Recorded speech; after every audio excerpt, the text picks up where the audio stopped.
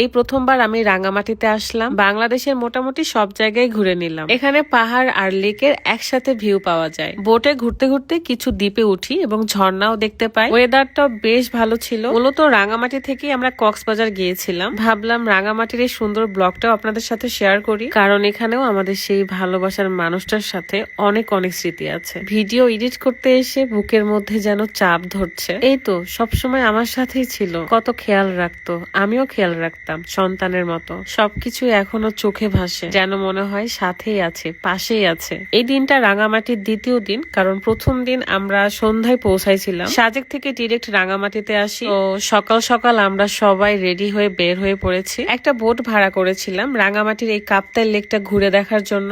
মাঝে মাঝে দেখার মতো কিছু দ্বীপে দাঁড়িয়েছি। বাই দ্য ওয়ে, এই সুন্দর রেড কালার থ্রি পিসটা আমি নিয়েছিলাম মিমিস লাইফস্টাইল ফেসবুক পেজ থেকে। সোশ্যাল মিডিয়ায় বর্তমানে ভাইরাল একটা ফেসবুক পেজ মিমিস লাইফস্টাইল। মিমি আপুর পেজে যদি ভিজিট করেন তাহলে প্রত্যেকটা ড্রেসই নিতে ইচ্ছা করবে।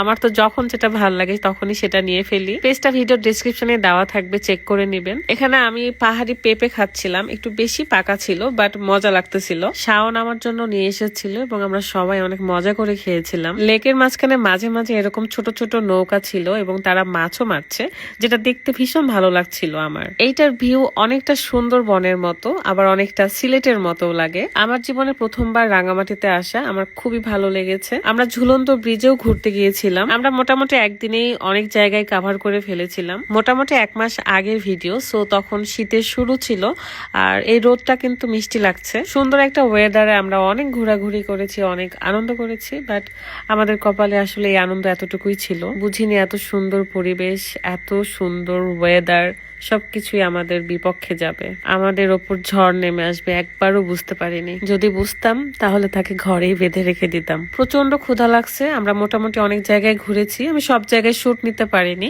একটা দ্বীপে এসে, মানে একটা পাহাড়ি জায়গায় এসে খাবার অর্ডার করেছিলাম, সেখানে এসেছি এবং এখানে একটা ঝর্ণাও আছে, সেখানে যাব। আমি অফ ক্যামেরাতে অনেক বেশি আনন্দ করি এবং আমার ভালোবাসার মানুষগুলোকেও সুযোগ দেই। আমি বলি আগে আনন্দ, তারপরে অন্য কিছু। কখনোই আমি ভিডিও করা নিয়ে কাউকে প্রেশার দিতাম না, আর সেই মানুষটাকে তো আরোই না। সবার আগে আনন্দ, তারপরে কাজ।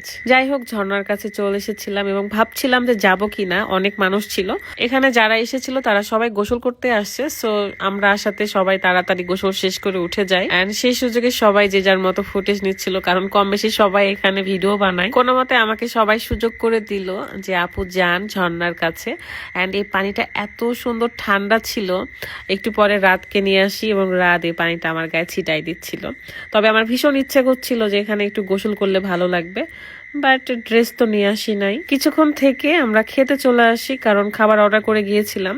ব্যাম্বো চিকেন ছিল, অনেক বেশি স্পাইসি এবং অনেক মজার ছিল। খাওয়া দাওয়া শেষ করে সবাই মিলে আবারও হোটেলে গিয়েছিলাম। হোটেল থেকে আমরা আবারও ঝুলন্ত ব্রিজের দিকে ঘুরতে যাই, সেটা নিয়ে আলাদা ব্লগ করেছি। সো আপনাদের সাথে নেক্সট ভিডিওতে দেখা হয়ে যাবে। সবাই অনেক বেশি বেশি দোয়া করবেন, ভালো থাকবেন, সুস্থ থাকবেন। আল্লাহ হাফেজ।